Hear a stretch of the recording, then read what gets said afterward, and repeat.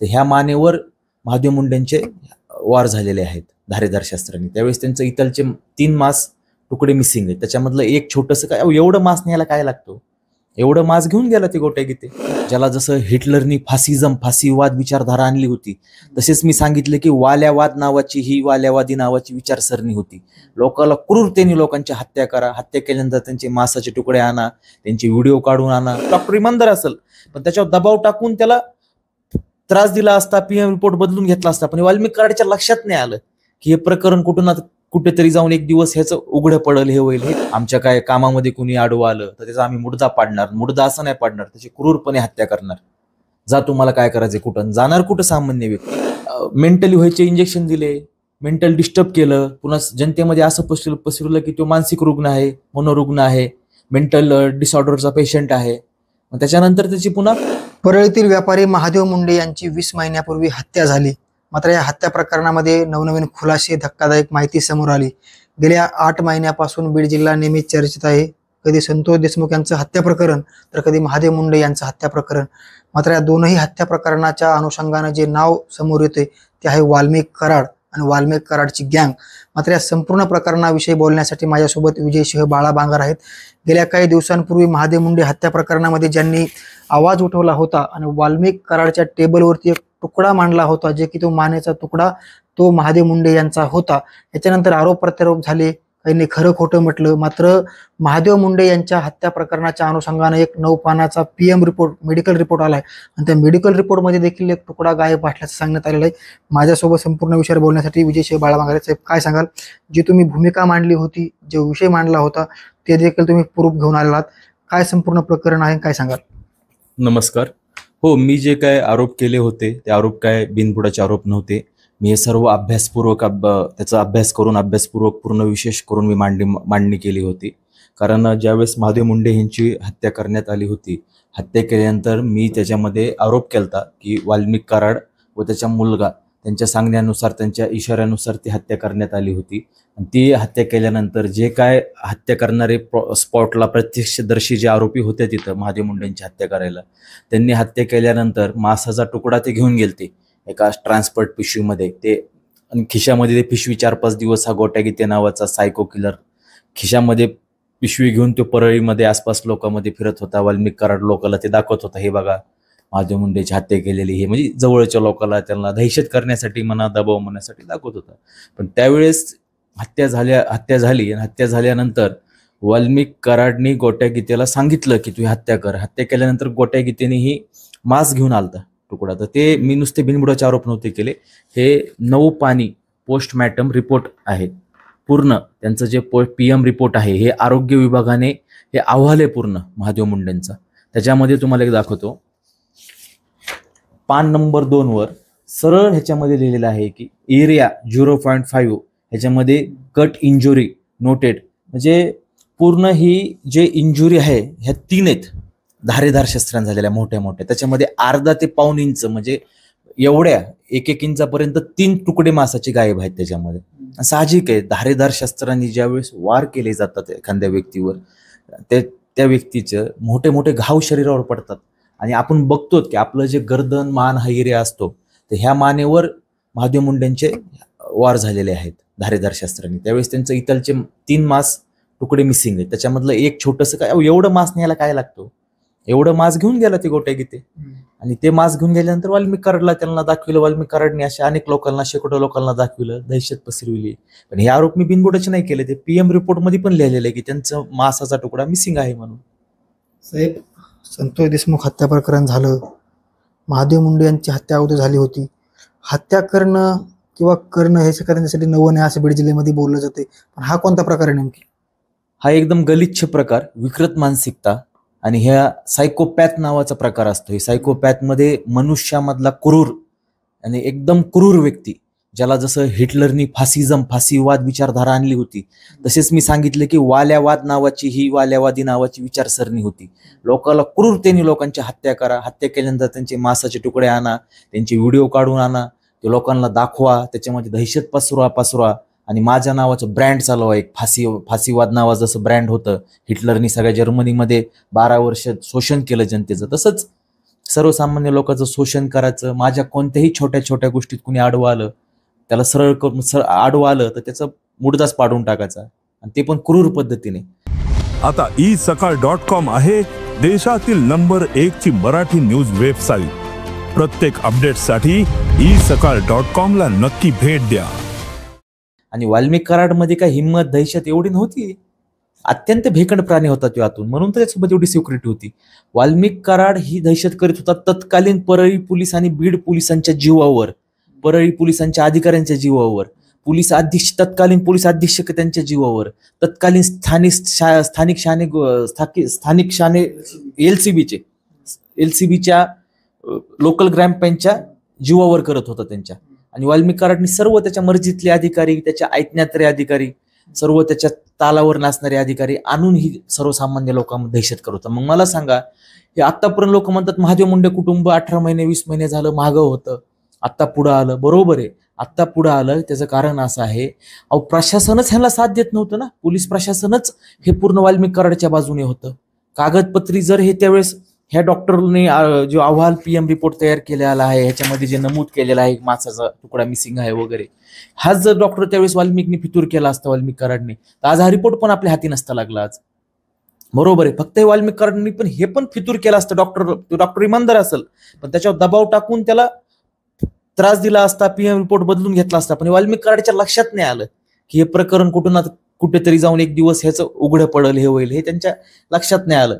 म्हणून त्यांनी, आणि हत्या ही कुणाला माहितीच नव्हती ना परळीमध्ये झाले म्हणजे 2-3 तासात ही हत्या झाली कस काय अज्ञात, आणि त्यांच्या घरच्यांना पण कल्पना नव्हती हत्या कुणी केली. कारण पण नंतर लोकांच्या अजंतेतून बाहेरून हे प्रत्यक्ष साक्षीदार जेव्हा बोलायला लागले, वाल्मिक कराड जनतेला दाखवा लागला मासाचा तुकडा जवळच्या.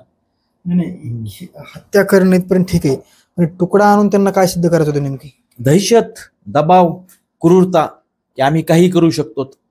माझ्या पोरांच्या प्लॉटिंगच्या व्यवहारमध्ये, आमच्या छोट्याशा व्यवहारामध्ये कुणी आडवं आलं, आमच्या काय कामामध्ये कुणी आडवं आलं तर त्याचा आम्ही मुडदा पाडणार. मुडदा असं नाही पाडणार, त्याची क्रूरपणे हत्या करणार. जा तुम्हाला काय करायचं, कुठं जाणार, कुठं सामान्य व्यक्ती. महादेव मुंडे हे कुटुंब सामान्य कुटुंब होतं ना, हे कुठं जाणार लोक. सिद्ध हेच करायचं होतं, दबाव, दहशत, तंत्र, राज्य. जसं हिटलरने जर्मनीमध्ये 12 वर्ष फाशीवाद चालवला, तसं परळीत बीड जिल्ह्यात ह्यांना वाल्यावाद चालवायचा होता, दहशत करून लोकांवर. बागर साहेब, एक महत्वाचा विषय विचारायचा आहे तुम्हाला. ज्यावेळेस तुकडा आणला त्यावेळेस तुम्ही तिथे प्रत्यक्षदर्शी होतेच, मात्र ज्या वेळेस महादेव मुंडे यांना मारहाण झाली आणि त्यांची हत्या झाली त्यावेळेस एक प्रत्यक्षदर्शी व्यक्ती होता, त्याचं देखील जीवाचं बरं वाईट झालं, त्याची देखील हत्या झाल्याचा तुम्ही खळबळतीने दावा केलेला आहे. काय नेमकं ते प्रकरण आहे? नक्कीच. तत्कालीन पोलीस अधिकारी जेवढे परळी शहराला तत्कालीन पोलीस अधिकारी कर्मचारी कामाला होते त्यांना विचारा, त्यांच्या लाईव्ह डिटेक्टर टेस्ट करा, त्यांची नार्को टेस्ट करा, सर्व सत्य पुढे येईल. ज्यावेळेस महादेव मुंडेंची हत्या झाली त्या ठिकाणी एक प्रत्यक्षदर्शी साक्षीदार होता, व्यक्ती होता, त्याने सर्व घटना पाहिली होती. नंतर पोलिसांना माहित झालं की प्रत्यक्षदर्शी साक्षीदार ज्याने महादेव मुंडेची हत्या होताना सर्व पाहिलेलं आहे. तत्कालीन परळी पोलिसांच्या अधिकाऱ्यांनी त्यांनी त्याला बोलून घेतलं, त्या साक्षीदाराला, आणि त्यालाच दबाव टाकला की तूच ह्याच्यात आरोपी होशील, तुझंच असं होईल, तुझंच तसं होईल. कशामुळे केलं? कारण ते वाल्मिकचे लाभार्थी होते, वाल्मिकच्या ऐकण्यातले पोलीस अधिकारी होते. तो साक्षीदार डिस्टर्ब झाला, त्याच्या लक्षात आलं कडे हे काय योग्य नाहीये. मग तो साक्षीदार बाहेर ओरडत बोलायला लागला, जे मला लोक येऊन मारणार आहेत, ही वाल्मिक कराडने हत्या केलेली आहे. नंतर त्या साक्षीदाराला वाल्मिक कराड त्याच्या टोळीने, पुन्हा प्रशासनातल्या टोळीने, पोलीस मधल्या वाल्मिक कराडच्या टोळ्यांनी त्या साक्षीदाराला प्रचंड त्रास दिला. मेंटली व्हायचे इंजेक्शन दिले, मेंटल डिस्टर्ब केलं. पुन्हा जनतेमध्ये असं पसरवलं की तो मानसिक रुग्ण आहे, मनोरुग्ण आहे, मेंटल डिसऑर्डरचा पेशंट आहे. त्याच्यानंतर त्याची पुन्हा हत्या केली. हत्या केल्यानंतर ती हत्या आकस्मिक मृत्यू दाखवला, नैसर्गिक मृत्यू. पण ती आकस्मिक मृत्यू नाहीये. आज पोलिस माहिती घ्यायला गेले तर त्यांनी कागदपत्रावर तर आकस्मिक दाखवलंय ना. पण पोलिसांना तेच चॅलेंजिंग आहे, बीड पोलिसांना शून्यातून जाऊन ह्यांना तपास करायचा आहे. आणि होतं, पोलिसांनी ठरवलं ना, पातळातून जाऊन पण पोलीस हे करतात, आरोप्यांना शोधतात वगैरे. आपण पाहिलेलं आहे, बीड पोलिसांची हिस्ट्री फार चांगली आहे. वाल्मिक कराडने बीड पोलिसांना डाग लावलेला आहे, म्हणजे त्याचे मर्जीतले अधिकारी आहेत. संपूर्ण तुम्ही समोर आणलं, उघड केलं. भागर साहेब, तुम्हाला कधी भीती वाटली नाही काय प्रकरणाची? भीती नावाचा प्रकारच नसतो. माणसाने घाबराव कधी लागतं, आपण एखादा चुकीची गोष्ट करतो. मी जर पापाच्या बाजूने असतो, पापात सहभागी असतो, काय वाईट काम करायला लागलोय, वाईट कार्य करतो, तर घाबरलं पाहिजे. हे मी पुण्याचं काम करतोय ना. आणि पुण्याचं काम काय करतोय तर हे जे काय महादेव मुंडेची हत्या झालेली आहे त्यांचे आरोपी शोधण्यासाठी, आणि महादेव मुंडे यांना त्यांच्या आत्म्यात शांती लाभो, तीच त्यांना एक श्रद्धांजली आहे. तुम्ही मला प्रश्न विचारला की तुम्हाला भीती वाटत नाही का, ह्याचा अर्थ तुम्ही हा प्रश्न विचारतात मध्ये जनतेत कुठं ना कुठे चर्चा चालू आहे की बाळा बांगरच्या जीवाला धोका असू शकते, बाळा बांगरचं होऊ शकते. हे कशामुळे होतंय? वाल्मिक कराडचे समर्थक आणि वाल्मिक कराडच्या टोळ्या अजून बाहेर सक्रिय आहेत ना. म्हणजे लोकात दहशत आहेच ना वाल्मिक कराडची. सर्वसामान्य लोक घाबरतातच ना. वाल्मिक कराड जेलमध्ये असून बाहेर दहशत आहे म्हणजे भीती आहे, म्हणजे माझ्या जीवाला काहीतरी असं होऊ शकतंय बाळा बांगरला असं तसं चर्चा आहे बाहेर. तर ह्याचा अर्थ वाल्मिक कराडची दहशत, ही दहशत आम्हाला मोडून काढायची. आणि तेच आमचं पोलीस अधीक्षकांना सांगणं आहे की पोलीस अधीक्षक साहेब, अजून लोकांमध्ये जर वाल्मिक कराडची दहशत आहे, बाळा बांगरच्या जीवाला भीती आहे, माझ्यासारखे असंख्य लोक जे पुढाकार घेतात, समाजात आवाज उठवितात, न्यायाच्या बाजूने उभा राहतात, त्यांच्या जर जीवाला भीती असन, चर्चा असन बाहेर, तर कुठं ना कुठं वाल्मिक कराडची अजून पण दहशत आहे. आणि मी तुम्हाला एक जिम्मेदारीने एवढं नक्कीच सांगतो, ह्या जर चळवळीमध्ये, ह्या न्यायाच्या लढाईमध्ये मला जर मरण आलं, माझ्या जीवाला काय झालं, तर माझ्या एका रक्ताच्या ठेंबामधून 10,000 लाखो शेकडो मुलं, हजारो मुलं रस्त्यावर उभा राहून आंदोलन चळवळीमध्ये सहभागी होते. जशी संतोष अण्णा देशमुख यांची हत्या झाल्यानंतर त्यांचं ते बलिदान समाजासाठी झालं आणि त्याच्यामधून एक महाराष्ट्रामध्ये मोठी चळवळ उभा राहिली, तसंच उद्या आमचं हे पुण्याचं काम करताना, एका कुटुंबाच्या आवाज उठवताना, न्यायाची लढाई लढताना आमचा जर ह्याच्यामध्ये जीव गेला, ते आमचं पुण्याचं मरणच असन, ते बलिदानच असन. अजून शेकडो हजारो मुलं रस्त्यावर उतरतात. तुम्ही मध्ये पोलीस अधीक्षक कार्यालयामध्ये गेलात, केज पोलिसांसमोर गेलात, जबाब नोंदवला गेला, नंतर आणखी तुम्हाला काही विचारणा झाली? नाही, त्यावेळेस माझा जबाब नोंदविला म्हणजे त्यांनी माझ्याकडून कागदपत्री माझी थोडीफार विचारपूस केली, त्यांनी लिहून घेतलं, मी पण त्यांना पाहिजे तेवढं सहकार्य केलं. आता त्याला जबाब म्हणतात का स्टेटमेंट म्हणतात का मला माहित नाही. माझं जे काय म्हणणं होतं मी ते केज उपविभागीय कार्यालयाला सांगून आलेलो आहे.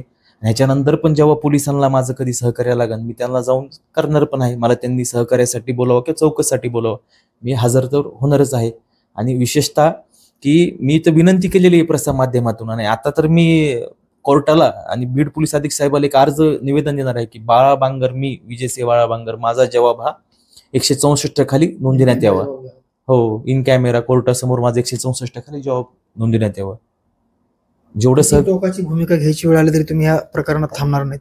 नक्कीच, मी तेवढं सांगतो ना, माझा जीव गेला तरी मी माग हटणार नाही. ह्याच्यापेक्षा काय टोकाची भूमिका घेऊ? अजून शेवटचा प्रश्न विचारायचा आहे मला. ज्यावेळेस ज्ञानेश्वरीताईंनी विषप्राशन केलं, त्याच्यानंतर माध्यमांसमोर आल्या, मात्र ज्यावेळेस हे प्रकरण घडलं आणि त्याच्यानंतर बीड परळी पोलिसांनी प्रकरण दाबलं, मात्र ते प्रकरण दाबण्याच्या अगोदर एक जगमित्र कार्यालयामधनं फोन आला होता आणि तो धनंजय मुंडे यांच्या कार्यालयातून फोन वाल्मिक कराडनं केला होता. या संदर्भात तुमचं काय सांगणार आहे? नक्कीच, आता जे ज्ञानेश्वरीताईंनी सांगितलं की जगमित्र कार्यालय असो किंवा राष्ट्रवादीचं कोणतं कार्यालय होतं, त्या कार्यालयातून फोन आलता, ते वाल्मिक कराडने फोन केला तो. आणि ते सगळ्यालाच माहिती आहे की हे प्रकरण सर्व स्वतः वाल्मिक कराडने दाबलेलं आहे, कारण हे प्रकरण वाल्मिक कराडच्या कुटुंबाशी निगडीत आहे ना, आणि वाल्मिक कराडच्या टोळीशी निगडीत आहे.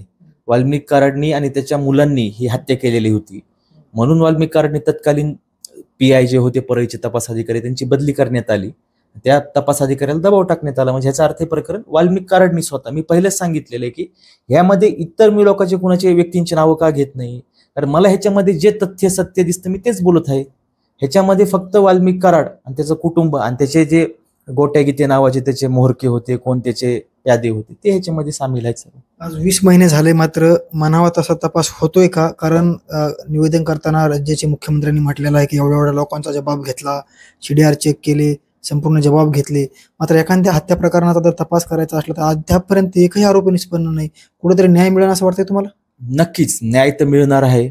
महाराष्ट्राच्या मंदिरामध्ये, ज्याला आपण आपले विधिमंडळ विधान भवन म्हणतो, त्याच्यामध्ये पण आपल्या लोकप्रतिनिधींनी आवाज उठवलेला आहे, लक्षवेधी केलेली आहे, तर न्याय भेटणार आहे. राज्याचे मुख्यमंत्री तथा गृहमंत्री यांनी पण आपल्याला सगळ्याला शब्द दिलाय, आश्वासन दिलंय आणि रेकॉर्डवर दिलेलं विधिमंडळामध्ये लक्षवेधी करून की जे कोणी महादेव मुंडे यांच्या हत्येमध्ये सहभागी असतील त्यांना पाठीशी घाललं जाणार नाही, त्यांच्यावर कारवाई केली जाईल, कडकडीत कारवाई.